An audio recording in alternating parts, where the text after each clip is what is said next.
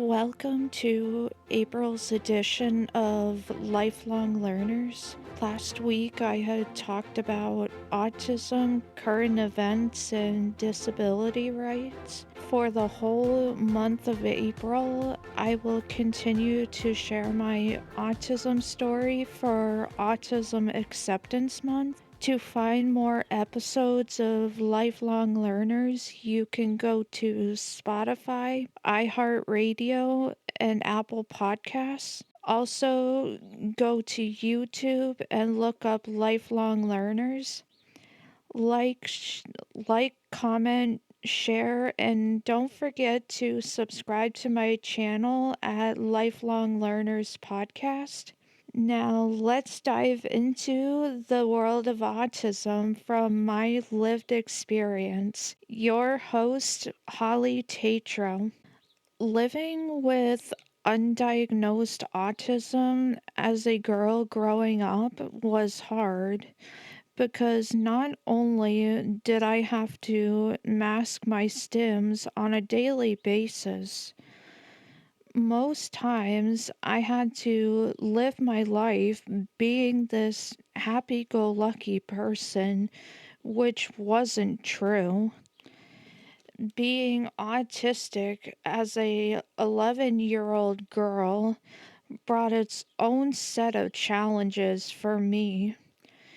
Not only was I struggling to accept the fact that I was different from my peers, no one really talked about autism or stimming when I was in grade school. Sometimes in school, I felt misunderstood or not even heard at all by my teachers because they probably didn't understand what autism was and why it's just not diagnosed in boys. Some days I didn't want to go to school because people were constantly judging me for who I was as a person. As I got older and entered middle school, I thought things would get better with the bullying, and it never did. It only got worse. I got picked on for so many things, from people calling me Holly Tree. I had a teacher in high school who made fun of my handwriting. This teacher said that my handwriting was that of a preschooler, and this was when I was deciding whether or not I say something or just keep my mouth shut.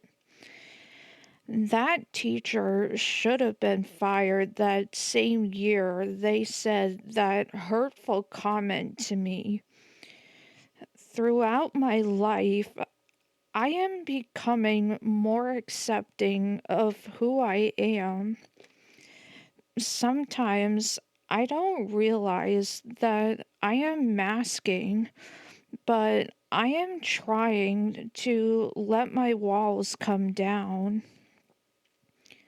During my time in college, I started to realize I can be who I am and people will be accepting and understanding of me.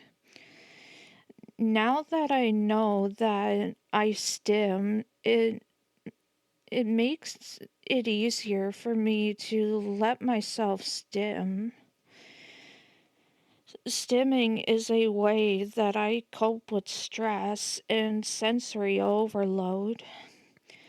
Living with autism my whole life has not only given me a new perspective on life, but now I am able to use my lived experiences and facts from my life to get my story out there.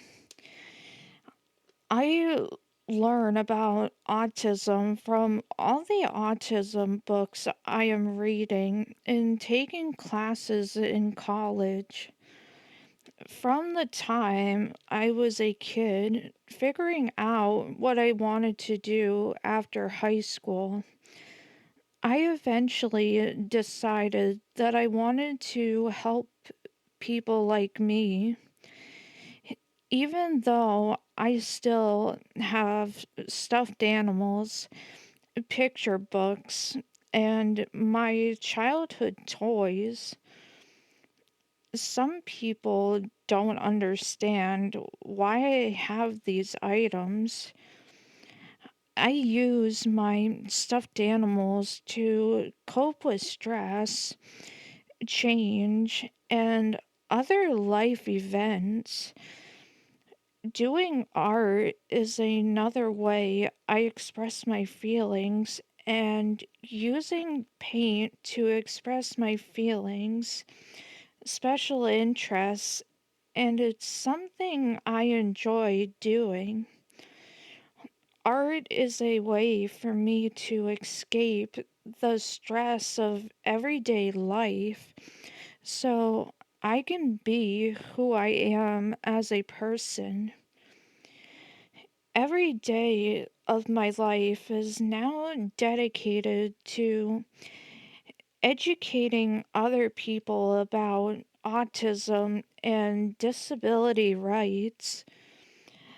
Back when I first got my autism diagnosis, I hid my stims from the doctors, dentists, and any person I came in contact with because I was afraid these people were going to treat me differently if they saw who I truly was behind the mask.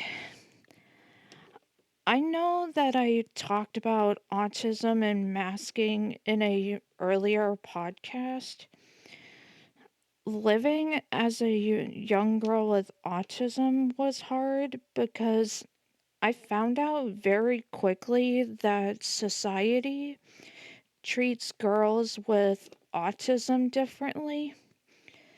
From a young age, I learned that I couldn't stim or do anything that girls my age weren't allowed to do.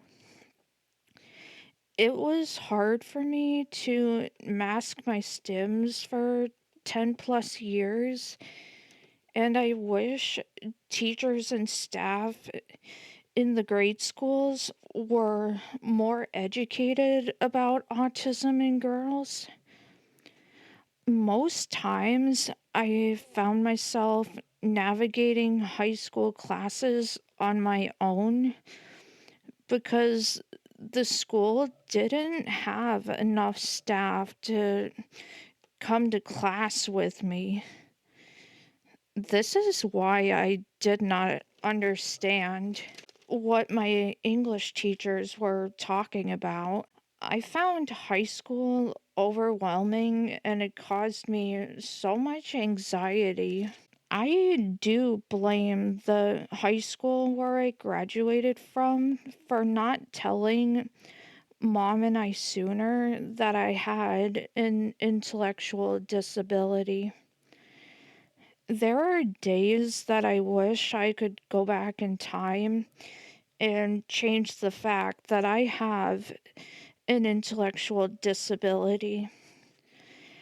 Now, being diagnosed with a mild intellectual disability, along with autism and all of my other diagnoses, I feel like people don't take me seriously or doubt my abilities altogether. Also, I am having to change all of the outdated terminology with the right and respectful terminology. I never asked to have autism or an intellectual disability. I want people to understand that using the R word to describe one of my disabilities is rude, offensive, and it's very upsetting to me. I want to be treated with kindness and respect. Sharing my lived experiences is to help educate other people and to show them that autism isn't just diagnosed in boys. I am advocating for better services for autistic people. I want people to learn about autism from someone who actually has autism and knows what it's like to navigate autism on a daily basis. Sometimes I have to cancel appointments with people because too many things happening in one day can lead to burnout. Another reason I might cancel appointments is that I do forget to carry my planner so I can write down the appointments right away. Time management has always been a skill I struggled with since high school, even before this intellectual disability was even a thing. When I would get anxious, I would find it harder to remember when my assignments were due, when any of my appointments were. At this time, I was still in high school and I didn't know how to use a planner or how to make a schedule for myself. Sometimes I wish someone had sat down with me and shown me how to use a planner earlier on in life. Most of the skills I am talking about, I didn't learn how to do them until I got to GCC. I thank GCC for hooking me up with the College Navigator program. It's been a couple months since I had to end services with Kristen, my former college navigator. I can't thank her enough for all of her help. She helped me with transitioning from GCC to UMass Amherst. I do all of my classes online through the University Without Walls, so I don't have to worry about transportation. I still go over to GCC when I can to do my homework, hang out, and to keep up with the current research about autism. My advocacy work doesn't stop in class.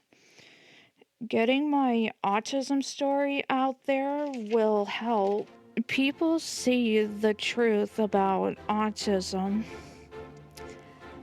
That's all for this week's episode of Lifelong Learners.